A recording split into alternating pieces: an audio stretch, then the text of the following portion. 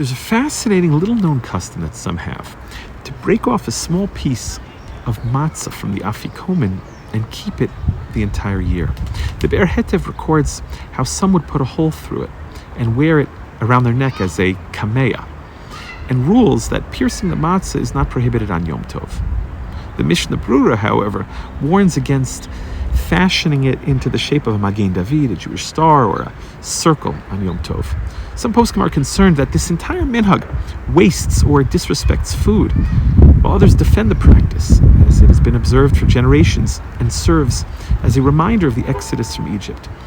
It's supposed to serve as some sort of spiritual protection against all sorts of things, and some will even carry it with them in their pockets throughout the year. My children have friends whose parents will place a piece of that matzah in their school bags. But why? Why keep a piece of matzah from the Seder table year-round? What is the message behind this minhag? The Mishnah instructs, Ein maftirin achar haPesach afikoman. One may not eat anything following the Korban Pesach. One is required to leave the Seder table with the taste of the Korban Pesach on their tongue. Today, we leave the Seder with the taste of the piece of matzah that we eat and call the afikomen on our tongues. Why can't we eat anything after the afikomen? In every generation, one is obligated to see himself as if he has left Egypt. The mitzvah of relating the story of the Exodus from Egypt is supposed to be engaging, experiential, emotional, even personal.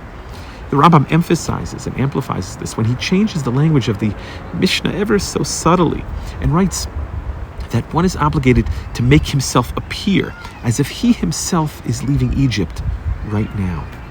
Based on this, some families even have the custom to act out certain parts of the Exodus story, to bring it to life. If done right, the Seder is a powerful experience. The challenge, of course, is to take that experience with us, to internalize it. And that's why we're prohibited to eat anything following the afikomen. We go to bed with the taste of it on our tongues to remind us to savor the experience. Maybe that's why we also answer the question of the Chacham, the wise son of the Haggadah, with precisely this law, this halakha, that we're not supposed to eat anything after the Passover offering. Because while wisdom and knowledge are important, the Seder is not solely an intellectual endeavor. One is required to engage their emotions, to feel something.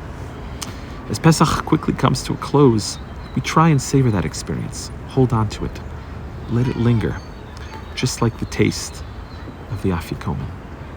Wishing you a Chag Sameach from Jerusalem.